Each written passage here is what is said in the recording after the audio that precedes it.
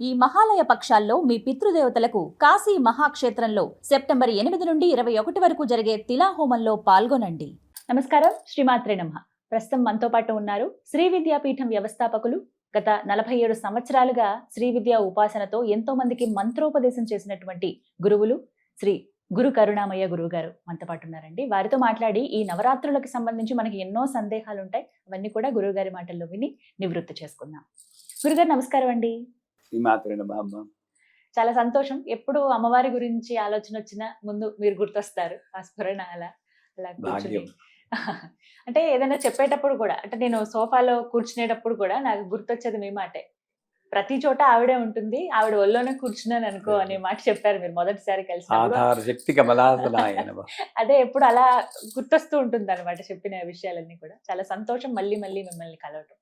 గురుగారు, చాలా సందేహాలండి. ఇందులో భాగంగా నవరాత్రుల్లో ప్రతినిత్యం పారాయణంలో భాగంగా లలితా సహస్రనామ పారాయణ చేస్తూ ఉంటారు.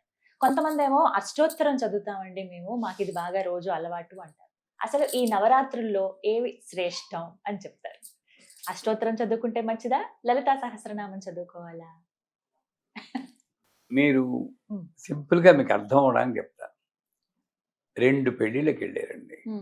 ఓ పెళ్లిలో 82 కోర్సుల మీల్ పెడతారు, భోజనం 82 రకాల పదార్థాలు.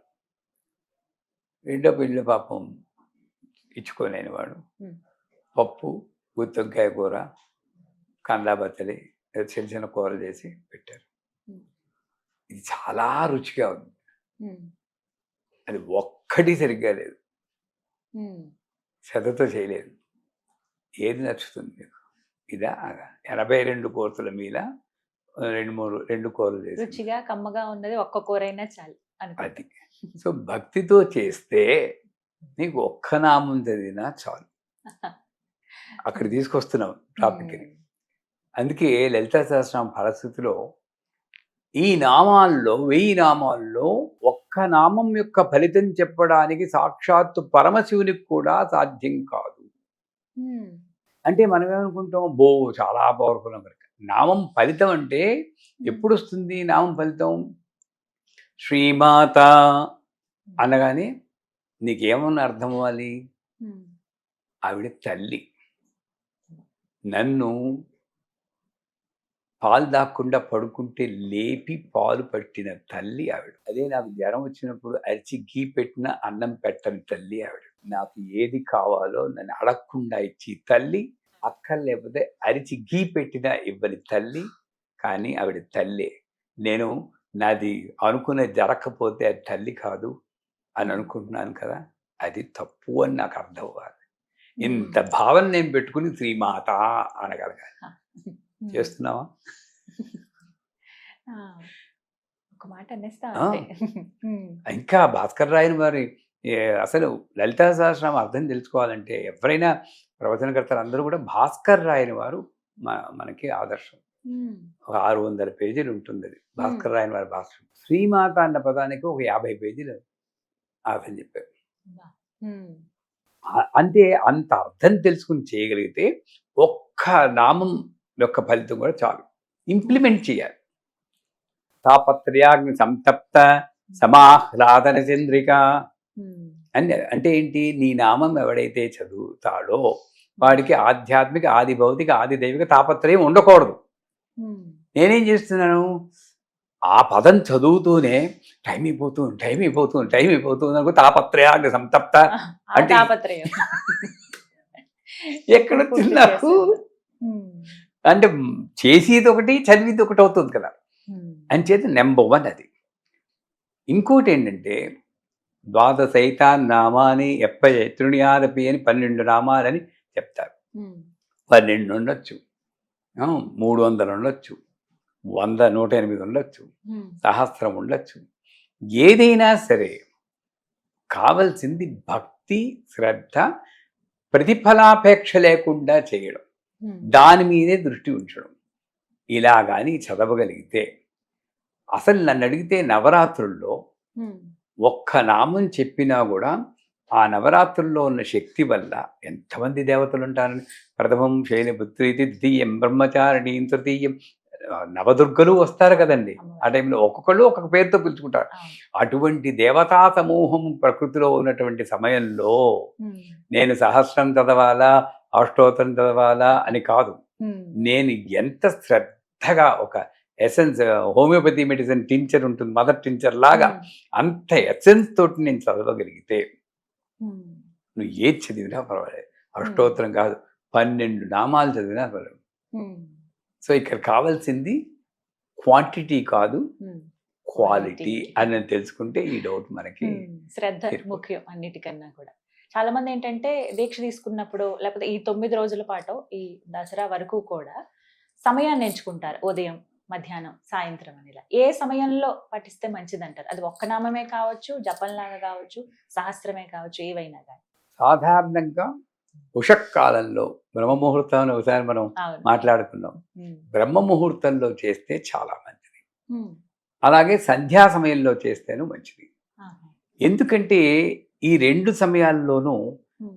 మనసు కొంచెం ప్రశాంతంగా ఉండడానికి ఆస్కారం. ఉషకాలం డెఫినెట్గా ప్రశాంతంగా ఉంటుంది. అవును. సంధ్యా సమయంలో ఇంక అయిపోయింది కదా, అవి పడుకుంటాను అయిపోయింది అన్న ఒక రిలాక్సేషన్ ఈ మధ్యలోనే మనకి ఫ్రస్ట్రేషన్లో ఉండడానికి ఛాన్స్ అవును. అంచేత ఉషకాలంలోనూ సంధ్యా సమయంలో చేసుకుంటే మంచిది. ఉమ్. దీనికన్నా ముందు ఉమ్. మనస్సు ప్రశాంతంగా ఉండాలి. అందుకే ప్రతి సహస్రనామానికి ధ్యాన శ్లోకం అంటుంది. ఉమ్. సింధూరారణ విగ్రహం తృణీనాం మాణిక్యమౌళి స్ఫురత్తారాయకశేఖరాం అని మొదలెడతారు. ఉమ్. ఎందుకు? వాడికి తెలుసు, అమ్మవారికి తెలుసు, ఉమ్. ఈడు వంటింట్లో 12 రకాల మూలు ఊహలు అన్ని వదిలేసి వచ్చి వండుతుంది, ఉమ్. ఆవిడ సెటిల్ అవ్వడానికి నేను కొంచెం టైం ఇవ్వాలని. ఓ, కారణం అది. ఈ ధ్యానం అన్నది ఏంటంటే ఉమ్. ప్రాపంచిక విషయాల నుండి నేను ఆధ్యాత్మికానికి వచ్చినప్పుడు దాని నుండి ట్రాన్సిషనే ధ్యానం. ఉమ్. అది నేను చూడకుండా సింధూరాణ విగ్రహం త్రినైనా మాణిక్య శ్రీమాత శ్రీమహా అంటే అదే మూడు నువ్వు మెయింటైన్ చేస్తున్నావు. ఉమ్. ఆ ఖచ్చితంగా. 3 నుండి ఈ 3కి రావాలి, వస్తేనే నీకు ఆ తాదాత్మ్యం చెందుతావు, మమేకమవుతావు. ఉమ్. దానికోసం ధ్యానం పెట్టారని నా యొక్క ఆలోచన, మా గురువు గారి ఆలోచన. ఆ ధ్యానం చేస్తున్నప్పుడు మెల్లిగా రూపం నేను ఎలాగా విగ్రహం కాదు అక్కడ, ఉమ్. ఈ దహరాకాశంలో నిన్న రూపం చిత్రీకరించుకోవాలి. ఉమ్. సింధూరారణ విగ్రహం త్రినయనాం ఉమ్. అంటే ఆ కళ్ళు కనబడాలి, ఉమ్. ఆ పీనవక్షోరుహాం వక్షస్థలం కనబడాలి, ఉమ్. పాణిభ్యాం అలిపూర్ణ రత్నశకలం అది కలశం కనబడాలి, ఇవన్నీ కూడా గాజులు కనబడాలి, నగలు కనబడాలి, కలసుడు రత్తార హారోద్దిలాంగి వేలాడుతున్న హారాలు కనబడాలి. ఎన్ని అర్థం తెలుసుకోగలిగితే అంత కొంచెం కొంచెమైనా సరే తెలుసుకుని ఒక ఆకారం ఏర్పరచుకొని ఉమ్. ఇక్కడున్న ఆకారానికి నేను శ్రీమాత శ్రీమహారాణి, ఇక్కడుంది ఆకారం ఉమ్. అని అందుకోసం పెట్టారు. ఉమ్. అందుచేత సో ఏ సమయంలో చెప్పవచ్చు అంటే మనసు ప్రశాంతంగా ఉన్న సమయంలో ఈ సహస్రనామాలు లాంటివి చేసుకుంటే మంచిది. ఉమ్. మామూలు వర్క్లో ఉన్నప్పుడు చిన్న నామం చెప్పి శ్రీమాత్రం శ్రీమాత్రం అంతకన్నా తీసుకోలేనే, ఉమ్. అంత తీరుబడి లేదు నాకు, ఉమ్. 3 పనులు ఉన్నాయి అని అక్కడ మాత్రం వదలకూడదు. మళ్ళీ ఉమ్. శ్రీమాత్రేమ శ్రీమాత్రేమ శ్రీమాత్రేమ 100% సమయం మీద ఎఫెక్ట్ ఉంది. అవును. ఏ సమయంలో ఏ దేవత, కొన్ని ఇదైతే ఉగ్రదేవతల్ని రాత్రి సమయంలో జపం చేస్తే మంచిది, ఉమ్. సాత్విక దేవతలు ఇక్కడ చేస్తే మంచిది అని ఉన్నాయి, దీంట్లో శాస్త్రాల్లో ఉన్నాయి. ఉమ్. అని ఉన్నా సరే మనోధర్మం అని చెప్పి కృష్ణ భగవాన్ చెప్పినట్లు నాకు ఎప్పుడు మనస్సు ప్రశాంతంగా ఉంటుందో అప్పుడు తీరుబడిగా కూర్చుని నేను సహస్రనామం చదువుతాను. ఉమ్. కానీ అలాగని మనసు ప్రశాంతంగా లేదని వదిలేయకుండా ఉమ్. బిజీగా ఉన్నప్పుడు చిన్న మంత్రం శ్రీమాత్రే నమః మీ అందరికి చెప్పేది అదే, ఉమ్. అది చెప్పుకుంటే చాలు, ఉమ్. అన్నీ సమానమే. అయితే సమయానికి సంబంధించింది అని అక్కడ ఆగిపోకుండా ఆ సమయంలో చెప్పుకోవాలి, మిగతా సమయంలో టూకీగా చెప్పుకోవడం ఉత్తమం. ఉమ్. ఇది ఒకటి అలవాటు చేసుకోవాలి ప్రతి ఒక్క. అది అలవాటు చేసుకోవాలి. నేను అది చెప్పకుండా ఉండలేను ఉమ్. అన్న స్థితి ఉండాలి, కానీ అయ్యో చెప్పాలే ఉమ్. అని చెప్పుకోకూడదు. ఉమ్. చాలాసార్లు ఫ్లైట్లో వెళ్తున్నప్పుడు ఇవాళ నేను సంధ్యావందనం చేయలేకపోయాను. ఉమ్. ఎందుకు? ఉదయం పొద్దున్న 2:30కి లేచాను. హ. ఆ ఫ్లైట్లో కూర్చో రాగానే మీ ఫోన్ పరిగెత్తాలి. నేను సంధ్యావనం ఆదరబదగా ఇలా చేయడం నాకు ఇష్టం ఉండదు. నాకు ఇదే సంధ్యావనం అంతే. అలాగా అంటే నా గురువు నేను చెప్పింది నేను అందరికీ అదే రూల్ అని నేను చెప్పను. నాకు మనస్సు ప్రశాంతంగా ఉన్నప్పుడు నేను చేస్తాను. ఇక్కడ చేసేది నేనేం ఆడుకోవట్లేదు పాడుకోవట్లేదు. ఇదికే అమ్మవారి గురించే పాడు ఏది అన్నీ ఒకటే. మళ్ళీ రేపు వెళ్ళగానే మామూలుగా సంధ్యావనం చేసుకుంటాం. అట్లాగా నాకు ఆ సమయంలో మనస్సు ప్రశాంతంగా ఉన్నప్పుడు నిర్మలంగా ఉన్నప్పుడు స్తోత్రం చేసుకోవడం, మిగతా సమయంలో చిన్న మంత్రం జపం చేసుకోవడం ఉత్తరం. అది సాధన రహస్యం. సహస్రనామం చదువుతున్నాము, ముగింపు ఏ విధంగా ఉండాలి? ఫలశ్రుతితో ముగించాలా, ఇంకా ప్రత్యేకించి ఇంకేమైనా నామాలు చదవాలా?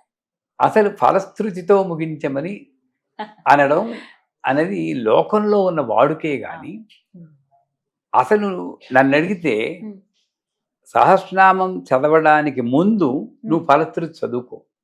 ముందే చదవమంటారు చెప్తున్నాను. అప్పుడు దీని వాల్యూ ఏమిటో తెలుస్తుంది.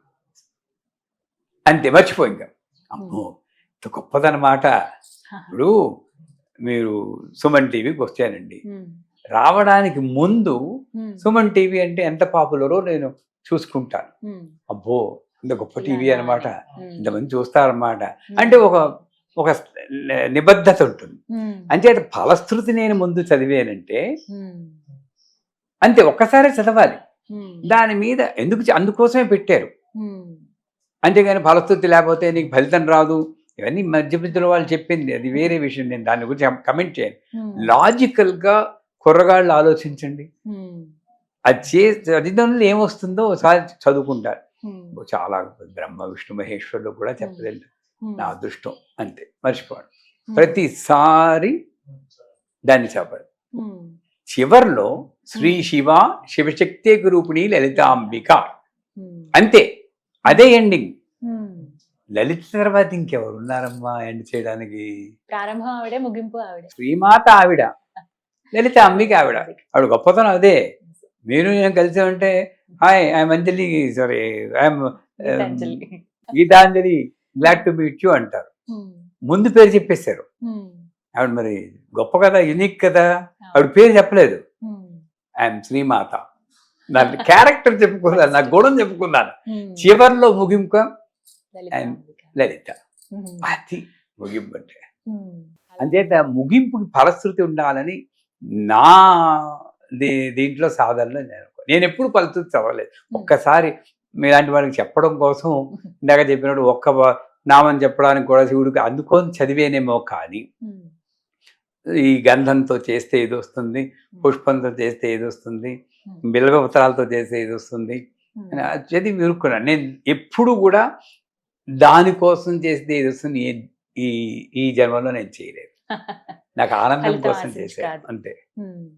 అంచేత ముగింపు అనేది వెళ్తే నవరాత్రుల్లో ఏ రోజుకి ఆ రోజు బట్టి, ఇప్పుడు ఉదాహరణకి బాల అష్టోత్తరం చదువుకుని లలితా సహస్రనామం చదువుకోవటం, మళ్ళీ సరస్వతిదేవి అష్టోత్తరం చదువుకొని లలితా సహస్రనామం, ఇలా నవరాత్రులు ఎందుకంటే నవరాత్రుల్లో ఆవిడ ఆ రూపంలో విశిష్టంగా కనబడుతుంది కాబట్టి అక్కడ కూడా బాల వేరు లలిత వేరు, అన్నపూర్ణ వేరు లలిత వేరు అనుకోకూడదు. అమ్మ నువ్వే ఈ బాలగా వచ్చావు, నిన్ను ఈ నామాలతో స్థుతిస్తున్నాను, కానీ జనరల్గా ఉన్న నామాలు నాకు అలవాటు అయిపోయి అది మానుకోలేను అని అలా చదువుకోవాలి. అలాగే ఏ రోజు మేము అదే చేస్తాం, బాలాష్టోత్తరం అన్నపూర్ణాష్టోత్తరం చదువు అలా చదువుకున్నా పర్వాలేదు. ఇలా ప్రక్రియగా పెట్టుకొని ఈ 10 రోజులు చదివితే ఖచ్చితంగా అమ్మ వెంటే ఉంటుంది. తప్పకుండా. చాలా సంతోషం అండి. శ్రీమాత్రి.